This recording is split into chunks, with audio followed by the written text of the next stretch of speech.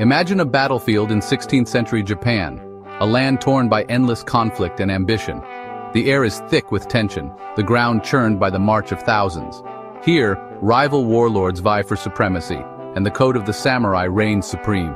Samurai warriors clad in intricate armor that gleams in the morning sun prepare for combat.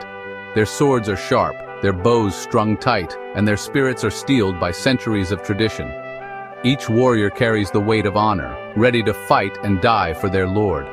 But on one fateful day in 1575 at the Battle of Nagashino, a new and terrifying sound shattered the silence, a thunderous roar that echoed across the fields. It was the sound of gunfire, unleashed in unison, rolling like a storm over the battlefield. Oda Nobunaga's revolution had arrived. 3,000-foot soldiers armed with matchlock guns unleashed volley after volley from behind wooden barricades. The feared cavalry, once thought invincible, was cut down in a hail of bullets. The old ways were powerless against this new force. This was more than a military victory. It was a cultural earthquake that sent shockwaves through the very soul of Japan. The samurai, who had always relied on skill, discipline, and close combat, now faced a weapon that cared nothing for tradition or honor. The samurai's identity, built around the sword and bow, was suddenly in question.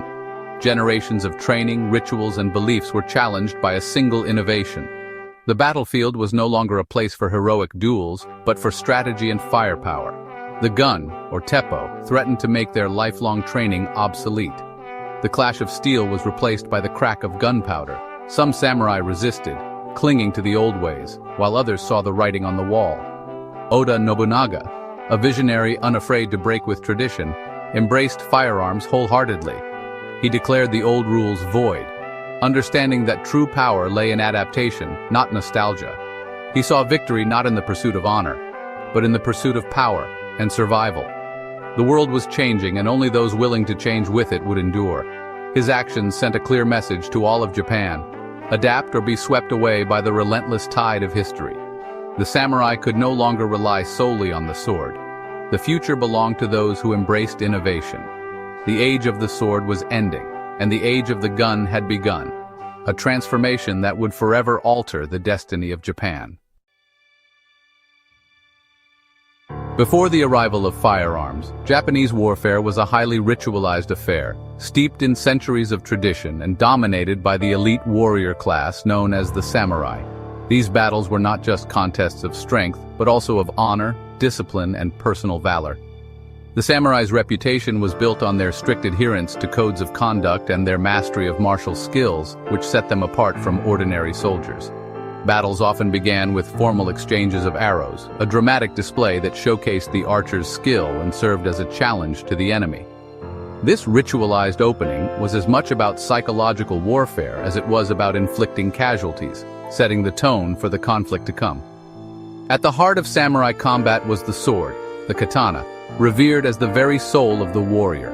The forging and care of these blades were considered sacred, and a samurai's sword was both a weapon and a symbol of his status and spirit. Swordsmanship was more than just a means of fighting, it was a spiritual art. Samurai dedicated their lives to perfecting their technique, training relentlessly in dojos and on the battlefield. Every movement was practiced until it became second nature, reflecting a deep connection between mind, body, and blade.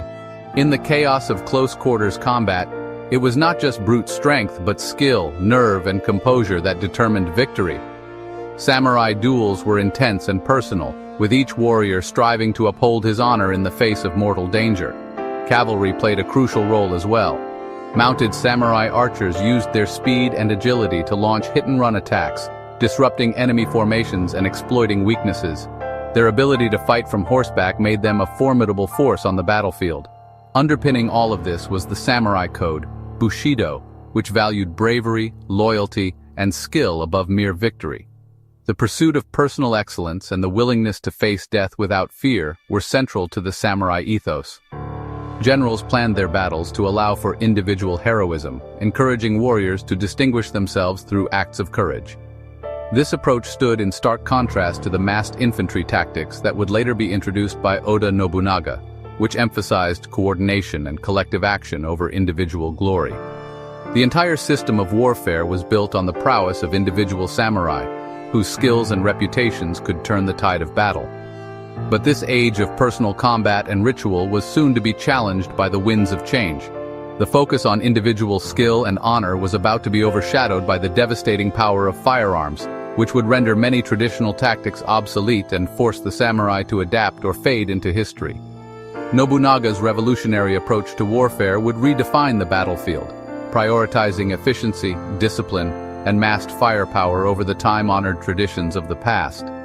The world of the samurai stood on the brink of transformation, as centuries of ritual and personal valor gave way to a new era of strategy, technology, and collective might.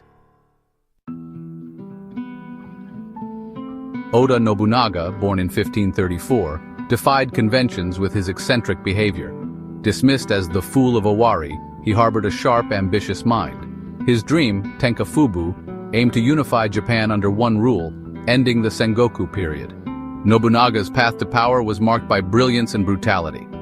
His victory at the Battle of Okahazama in 1560 showcased his military genius. Nobunaga's ruthlessness earned him the nickname Demon King. He showed no mercy, destroying monasteries and defying tradition. His resolve was unyielding, letting nothing stand in his way. Nobunaga's vision of a unified Japan was relentless and transformative. In 1543, Portuguese traders accidentally introduced firearms to Japan. The matchlock arquebus fascinated local lords, leading to its replication. Japanese gunsmiths quickly mastered and improved the technology. Nobunaga saw firearms' potential, acquiring them in massive quantities.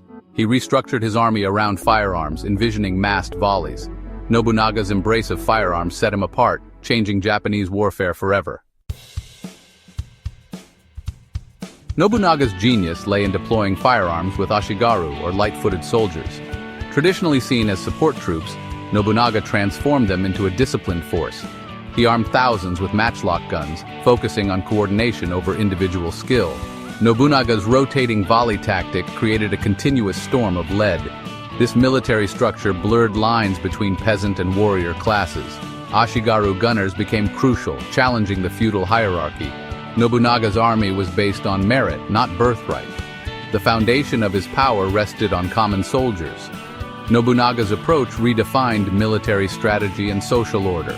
His army was a testament to innovation and pragmatism. The Battle of Nagashino in 1575 tested Nobunaga's new army.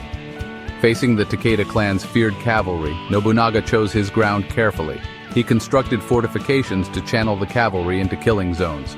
As the Takeda charged, Nobunaga's gunners unleashed rotating volleys. The continuous gunfire decimated the Takeda cavalry, leading to a decisive victory. Nobunaga proved firearm superiority over traditional samurai tactics. The battle marked the end of the sword and spear era. Nobunaga's tactics demonstrated the power of disciplined infantry. The age of the gun had truly begun, reshaping Japanese warfare. Nobunaga's victory was a turning point in military history. The Battle of Nagashino mortally wounded the Takeda clan. Their military strength shattered, vassals doubted Takeda Katsuyori's leadership. Nobunaga and Tokugawa Ieyasu tightened the noose around the Takeda. Katsuyori's power crumbled as alliances shifted to Nobunaga. In 1582, Nobunaga launched a final invasion of the Takeda's home province. Katsuyori, betrayed and isolated, made a last stand at Tenmokuzan. The Takeda's fall demonstrated the supremacy of Nobunaga's tactics. Nobunaga's path to unification was clear, his vision closer to reality. Firearms' effectiveness at Nagashino forced warlords to reconsider strategies. Demand for guns skyrocketed, with daimyo incorporating ashigaru gunners. However, many samurai viewed guns as dishonorable, lacking the artistry of swords. Clans adopted firearms reluctantly, maintaining traditional samurai skills. Armies used massed gunfire, but samurai sought honor in close combat. The gun became part of warfare, but the sword remained the samurai's soul. Even in peace, the katana symbolized samurai status. The complex relationship between tradition and technology persisted. Firearms changed warfare, but cultural identity resisted complete transformation. The samurai's world was forever altered, yet deeply rooted in tradition.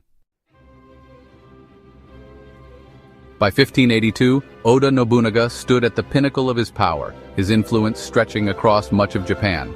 He was not just a warlord, but a revolutionary leader, poised to bring an end to centuries of civil war and chaos.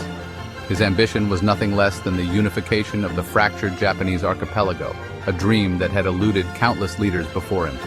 Nobunaga's innovative strategies and relentless drive made him both feared and admired by allies and enemies alike. Yet, at the very moment of his greatest triumph, betrayal struck. Akechi Mitsuhide, one of his trusted generals, turned against him in a shocking coup. Surrounded and outnumbered at Honnoji Temple, Nobunaga chose to die with honor, setting the temple ablaze and committing seppuku rather than surrender. His dramatic end sent shockwaves throughout the land, forever altering the course of Japanese history. But Nobunaga's vision did not perish with him. His legacy was carried forward by his brilliant generals, Toyotomi Hideyoshi and Tokugawa Ieyasu, who each played pivotal roles in shaping the future of Japan. Hideyoshi, once a humble foot soldier, rose to complete the unification that Nobunaga had begun, bringing peace to a war-torn nation.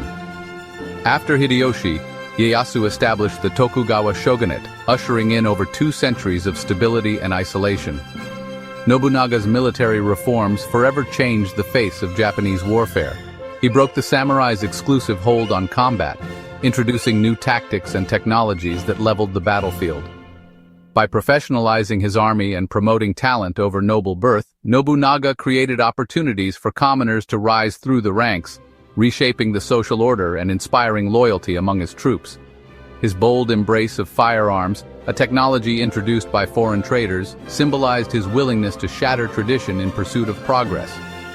This open-mindedness set him apart from his contemporaries and paved the way for Japan's modernization. Today, Nobunaga remains a compelling and enigmatic figure, a visionary who reshaped the destiny of a nation and whose influence can still be felt in modern Japan. His story reminds us that history is forged by those bold enough to challenge the status quo and dare to see beyond the limits of their own time.